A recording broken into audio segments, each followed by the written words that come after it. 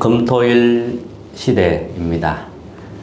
금토일 시대에 우리가 붙잡을 말씀은 남은 자, 그리고 순례자, 정복자, 이 말씀을 붙잡으면 되겠습니다.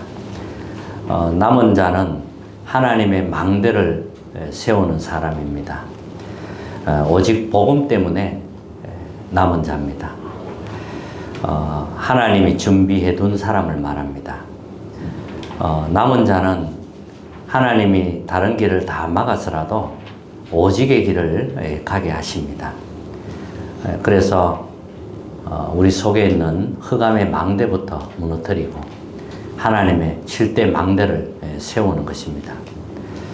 전 세계는 지금 혼란 가운데 또 분쟁, 전쟁, 이런 재앙 속에서 헤어나오지 못하고 있습니다. 이때 오직 복음 때문에 부름받은 사람이 남은 자입니다. 남은 자는 그리스도 한 분으로 다 끝내는 사람입니다. 다른 게 필요 없습니다. 오직 그리스도, 이 속에서 다 회복되는, 그 회복시키는 사람이 남은 자입니다. 갈보리산 십자가 사건 그 이유를 아는 사람, 남은 자죠. 또 감람산에서 예수님이 제자들에게 40일 동안 하나님 나라의 일에 대해서 말씀하셨습니다. 이걸 아는 사람이 남은 자입니다. 그렇기 때문에 7대 망대 세우는 기도를 계속 하시기 바랍니다. 자, 그러면 순례자는 뭐냐 하면, 순례자는 하나님의 7대 여정을 가는 사람입니다. 하나님이 준비하고 만들어 놓은 길로 가는 사람이 순례자입니다. 순례자는 하나님의 여정을 가기 때문에 그 여정을 가다가 문제를 만나기도 하고 또 위기를 만나기도 하고 또 갈등을 만나기도 합니다. 그러면 보통 힘들어하는 사람이 한 90% 정도 되고요. 10%는 억지로 참습니다. 참는 것도 문제가 되죠. 순례자는 이런 모든 것들을 초월하는 사람입니다. 그게 순례자입니다. 순례자는 하나님의 능력으로 땅끝까지 가서 정인되는 사람이 순례자입니다. 우리는 복음의 정인입니다. 다른 걸 전하면 안 돼요. 복음을 전해야 돼요. 복음을 기다리고 있는 사람이 많이 있습니다. 그리고 정복자입니다. 정복자는 하나님 절대 망대를 세우는 자입니다. 하나님의 이정표. 하나님이 그때그때 역사하는 이정표를 보면서 가는 사람입니다. 그게 정복자입니다. 갈보리산 이정표, 감람산 이정표, 마가다락방 이정표를 정확히 보면서 가는 사람입니다. 또 안디옥의 이정표. 또 사도행전 13장 1절 4절 보면 성령 인도를 받으면서 성령 인도에 의해서 이렇게 전도 선교팀이 구성이 됩니다. 이렇게 해서 이제 무속인도 치유하고 총독도 돌아오는 이런 일이 일어났습니다. 이 이정표를 말합니다. 그리고 마게도냐 이정표, 전환점입니다. 치유의 역사가 일어나죠. 그리고 로마 이정표, 로마도 보아야 하리라. 이게 이정표입니다. 여기에 집중하는 사람이 정복자라는 겁니다. 자, 그래서 우리는 7망대, 남은 자죠. 남은 자는 7망대를 세우는 사람입니다. 그리고 순례자, 7여정을 가는 사람을 말합니다. 그리고 정복자, 7이정표를 가지고 로마까지 가는 사람입니다. 이게 여기에 우리는 집중하는 겁니다. 다른 집중은 하면 할수록 손해죠. 그래서 많은 사람이 예수님을 따라다녔습니다. 예수님이 치유도 하고 기적도 하고 일으키고 하니까 수만 명이 따라 달렸습니다. 근데 예수님이 이단으로 몰리게 되었습니다. 예수님이 죄인으로 또 끌려가게 됩니다. 예수님이 재판받고 하나님인데 재판도 받고 많은 사람의 그때 예수님이 오늘 너와 나 낙원에 이르리라 이렇게 말을 하죠. 그때 예수님이 큰 소리로 아버지 내 영혼을 받으시옵소서. 내 영혼을 아버지 손에 부탁합니다. 이렇게 말씀을 하고 이제 숨을 거두게 됩니다. 그런데 예수님은 3일 만에 부활하게 되었습니다. 부활하신 주님이 감람산에 제자들을 불러 모은 겁니다. 그렇게 해서 40일 동안 하나님 나라에 대해서 설명하신 겁니다. 예수님은 하나님 나라에 대해서, 천국의 비밀에 대해서 계속 말씀을 하는데 제자들의 관심은 육신에 있었습니다. 이스라엘 나라 회복되심이 이때니까 이렇게 말하죠. 그때 예수님이 오직 성령이 너희에게 임하시면 땅 끝까지 정인되리라 그랬습니다. 권능을 받고 땅 끝까지 정인되리라 그랬습니다.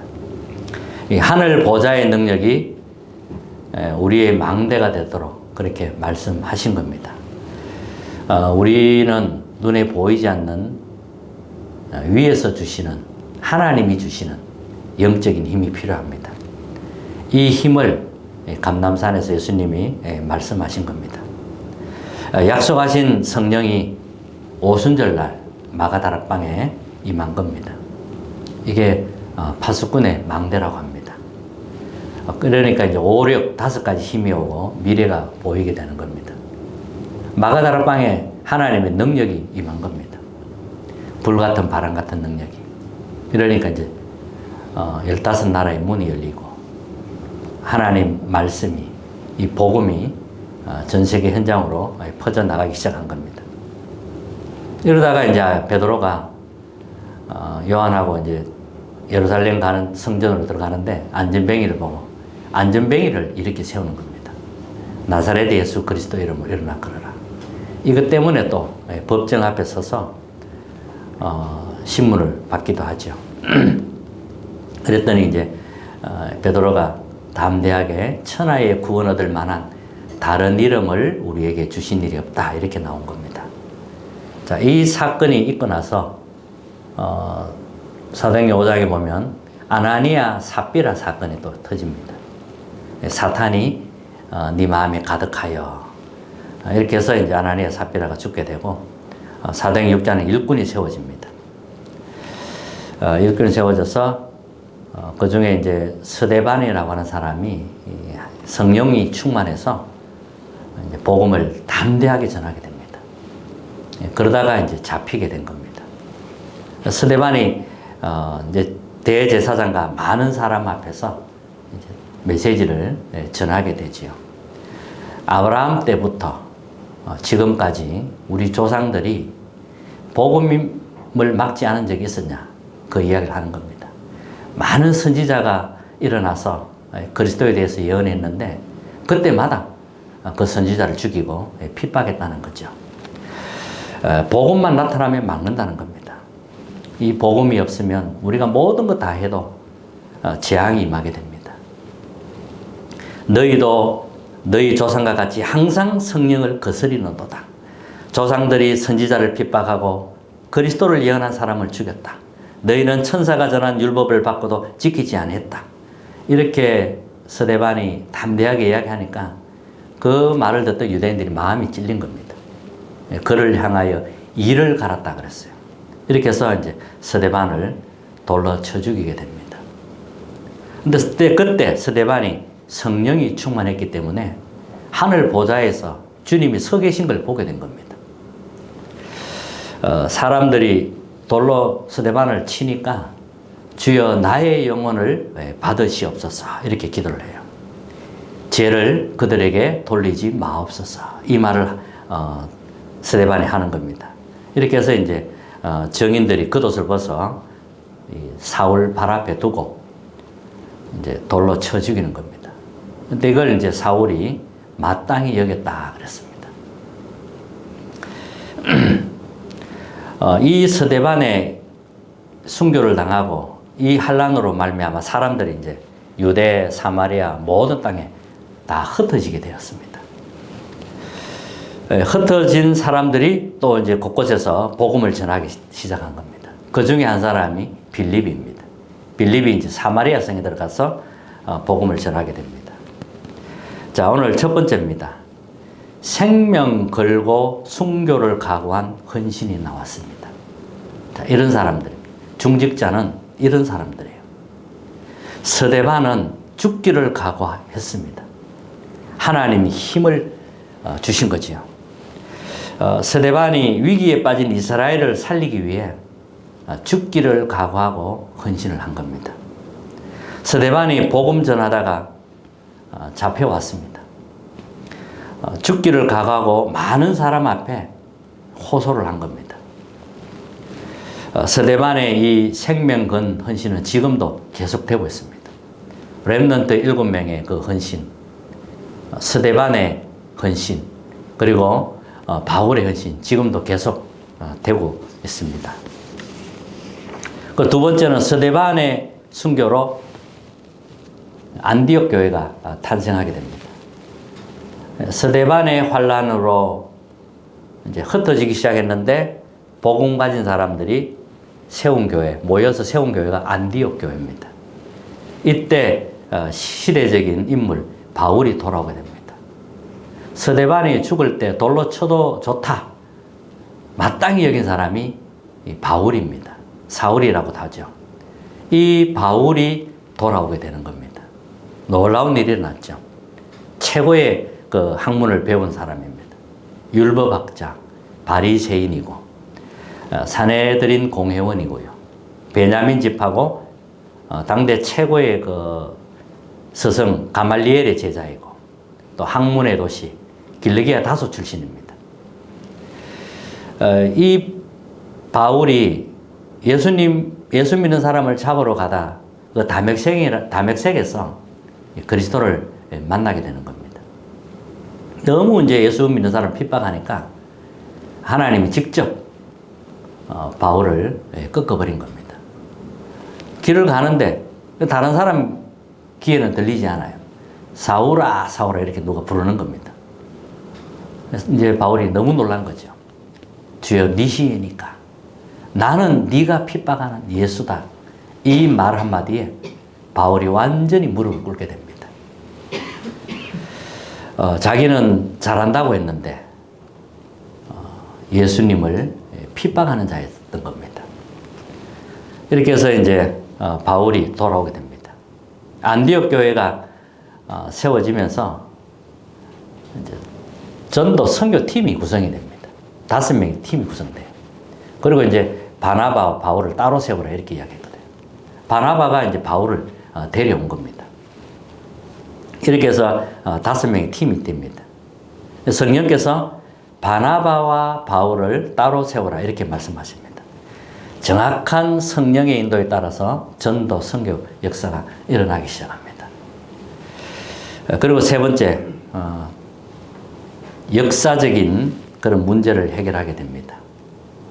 자, 이 빌립이라는 사람이 사마리아 땅에 가서 복음을 전하게 됩니다. 놀라운 일이 일어난 거죠. 이스라엘은 다윗 때 굉장히 번성했습니다. 번창했지요. 근데 이 솔로몬, 그 아들 솔로몬 이후에 솔로몬이 이방 여인을 받아들이면서 이제 우상이 들어오기 시작한 겁니다. 그 일로 나라가 반으로 나눠집니다. 남쪽 유다, 북쪽 이스라엘로 나눠지게 됩니다. 그리고 북이스라엘이 주전 722년에 아수르에 의해서 멸망하게 됩니다. 그러니까 남자들은 노예로 다 잡혀가게 되었어요. 그러니까 이제 그 나라의 다른 노예 이방인들이 이스라엘에 들어오게 된 겁니다. 이러니까 이제 이스라엘이 잡종이 된 거예요. 하나님이 보실 때는 세계화인데 이제 남유다가 볼 때는 완전 잡종인 겁니다. 그래서 사마리아 사람들을 멸시하는 겁니다. 역사적으로 해결될 수 없는 문제예요. 근데 그 땅에 복음 가진 빌립이 들어가서 복음을 전한 겁니다. 역사가 해결할 수 없는 그 땅에 오직 그리스도를 전한 것입니다. 많은 치유의 역사가 일어날 수밖에 없습니다. 일심으로 말하고 그리스도를 증거했습니다. 보통 막 섞어 복음하고 하잖아요. 이 빌립은 오직 그리스도를 증거한 겁니다.